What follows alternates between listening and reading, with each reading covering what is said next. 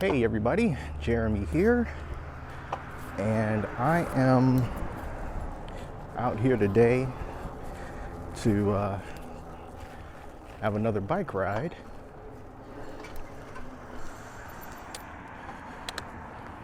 Only difference is today I am going on a little bit of a different route. This time I'm just gonna stay straight and just see where this takes me. So I was thinking about potential topics to talk about today, and what was on my mind was everything that's going on with the PlayStation 5 and the Xbox Series X and Series S, and the crazy situation that's going on with scalpers, resellers, going in with their bots and taking the inventory before regular people are able to get it. And it's interesting because this is just coming off of what us in the toy collector world had to deal with when it came to NECA's Teenage Mutant Ninja Turtles line, and how we had to go online and Target, and the scalpers will grab those up and they will grab up the exclusives that was at Walmart, so we kind of been through this before, but it still just really sucks. And I've seen reports of individual groups being able to snag up 2,000-3,000 plus of these consoles and reselling them on eBay for double or more than double. It's just insane. But what I would say is, if you've been trying to find these and you're going around on Black Friday or whatever, you're logging in to Walmart when they say they're going to have them available and they never do, you might feel like giving up. You might feel like giving in, but it's real important that you don't, because trust me, I've got a PlayStation 5 and an Xbox Series X. I was able to pre-order them when they were first available. Unfortunately, I was able to get them delivered. Amazon delivered the Xbox on the same day. Target delivered the PS5 a couple days afterwards. And let me just tell you that I really enjoy those consoles, but they're not worth you spending $1,000 on them. It's just not worth it.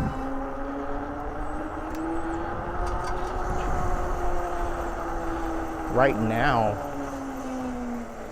they are very fun consoles to play, most definitely, but it's kind of slim pickings right now as far as the types of games that you can get, because for the most part, it's just remasters and updated, enhanced versions of games that are already available on the PlayStation 4 and Xbox One. Don't get me wrong, they look great, they feel great. Spider-Man Remastered, Assassin's Creed Valhalla, they look great and they run great. But we still have some time ahead of us before we can really see what those consoles are made of. So just be patient. I know it sucks. I know you want them now. But in time, just don't pay a scalper $1,000 or more. It's not going to be a good thing for you. So anyway, I'm trying to keep my mind on where I am right now, because quite honestly, I have no idea where I am.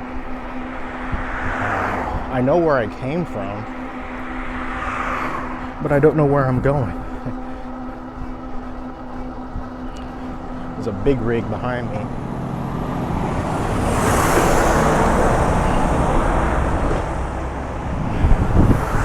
And a dead squirrel in front of me. That's intimidating. But, you know, I guess it's just one of those things when you go out and you ride a bike, you really have no good way, unless you're really familiar with where you are, I just don't know where any of these roads are taking me. And I don't want to get too far out of the way.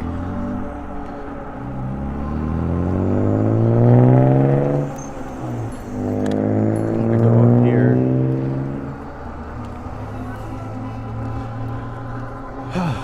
But I hope everybody had a good Thanksgiving, a fun Thanksgiving, a safe Thanksgiving, more than anything, really. Like I said in the last video, well, check this out. At this house over here, they got a whole bunch of, they're all decked out in Trump 2020 stuff. I wonder if anybody told them what happened. I mean, they had Trump, I mean, you guys saw it. Trump 2020 on the gate, just all over the place. There's another sign. Where I live is, and I'm not gonna get like political or anything, maybe a little, but where I live, statistically, majority of people are gonna, or did, you know, vote Republican. So it is what it is. But overall, the state of Georgia said no. So, you know, lost the battle, win the war. But anyway, right now, going back to video games, I'm playing on the PS4. First game I bought was Spider-Man Miles Morales. And I bought the, was it like the deluxe edition or whatever it was that came with Spider-Man remastered. That's what I bought, because I had Spider-Man on PS4 but I didn't play a whole lot of it because my PS4 was starting to really get loud, sound like a freaking jet engine, you know? It was distracting, and for some reason the combat, I felt really bad at the combat. Like, I was kind of going into it feeling like, okay, Arkham Asylum-esque. When he gets the Spidey sense symbol above his head, that's when you dodge.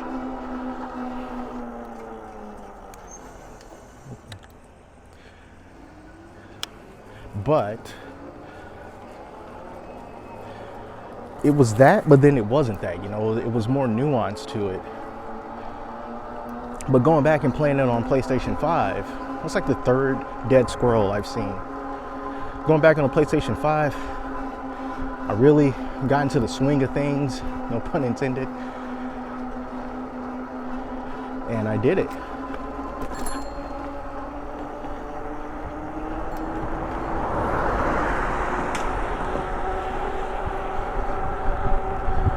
Let's see, whose flag is that? Is that another Trump 2020? Probably. So I got into the swing of things, and I got it done.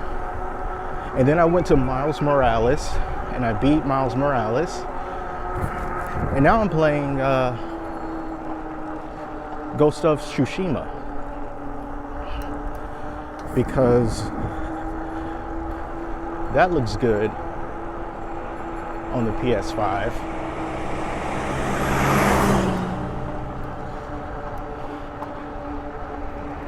It's beautiful on the PS5. So I just kind of got started on that, making my way there. This car is behind me. I don't know why they're not going around, but what do you want me to do? And then on Xbox,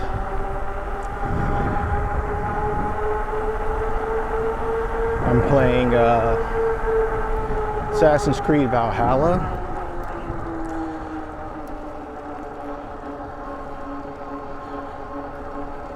And then on top of that,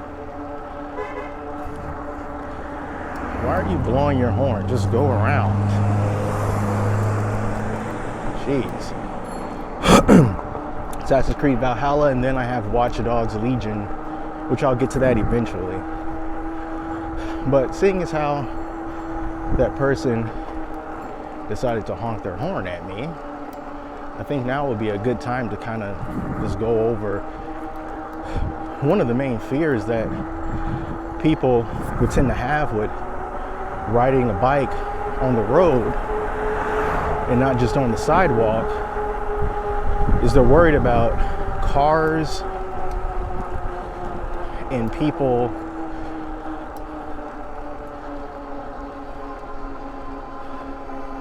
just not respecting them on the road, you know? And it's kind of like one of those things where you have to sort of just gain that confidence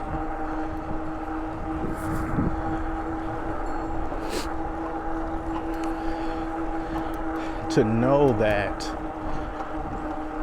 you know, these streets are wide enough for the most part for everybody. And really, hold on, is it weird that at first I had no idea where I was, but then I saw this house with one of those thin blue Lives Matter flags, and then I immediately was like, oh, I know that house. I know where to go now. That is crazy. It's kind of like I have to, I don't know if you noticed, but hold on, let me get this wind down. I don't know if you noticed, but I'm of a darker complexion. And it's just kind of one of those things that, you know, I think most people don't have to really think about or worry about. But the fact that I kind of mentally, without even really realizing it, took tabs on those markers of people who most likely would view someone like me as not being favorable. People who are either straight up racist, or they don't mind supporting racist views of other people. And so I see those flags and I see those bumper stickers or whatever, and I got to keep it in my head where they are, kind of for my own almost like protection, I guess. Kind of know where I can go, where I shouldn't go, what I should do, what I shouldn't do. It's one of those things you shouldn't have to worry about, especially in your own city. But anyway, when sharing the road with these cars, I stick to the right side because that's what you're supposed to do. You give those cars enough room to pass you, and that you don't take the lane unless you're in one of those positions where the lane is just way too narrow. Way too narrow for you to, for anybody to get past. Other than that, you kind of just take the lane. But I was not in a situation like that. So really that car, they should have just went around. I mean, I don't know what they were expecting me to do. Like, did you expect me to just stop where I was and pull over so that you can pass me? Because they could have gone over themselves. Oh, these hills.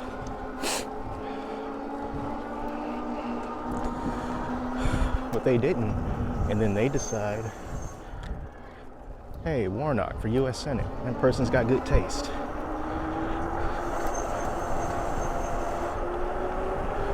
Whoa.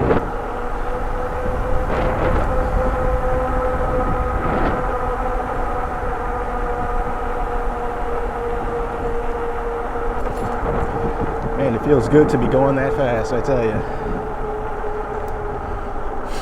So yeah, I mean, they could have just passed me on the left like everybody else did, but no, they just feel so entitled. I'm in a car, you're on a bike, you need to get out of my way. Even though, quite honestly, when I look at your car, I'm like, buddy, I feel like this bike, you know what, I'm not gonna say it, because I'm not gonna say that. But yeah, I said all that. I say all that to say, you know, don't feel intimidated.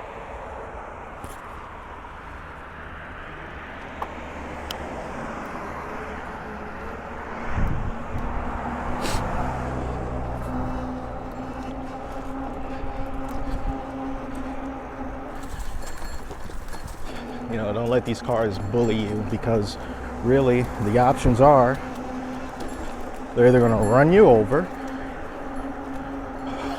and what are the chances of you running into a homicidal maniac that wants to run you over while you're riding your bike?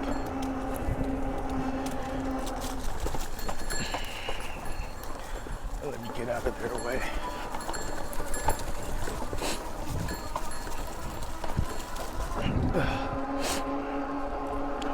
Or they're just gonna be mad, and there's really no reason for them to be mad, because all they have to do is pass you. So if they want to feel entitled, just let them go about their business. That's their thing. You do what you want to do, because in the grand scheme of things, you're not doing anything wrong.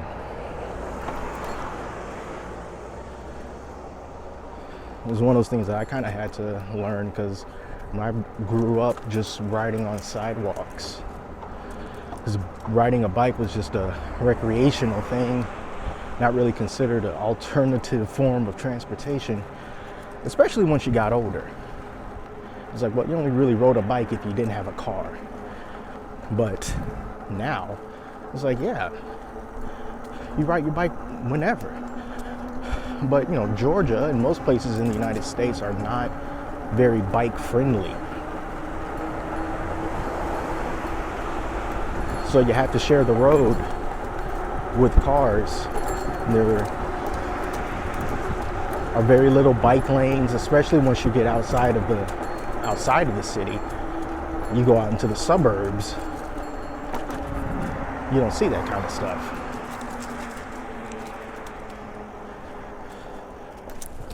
But just know that you are a vehicle and that you belong on the road just like anybody else, just like everybody else. And just do your own thing and you'll be fine. All right. I have no idea how long this has been going on, or even if there was any coherence to the things that I was saying, but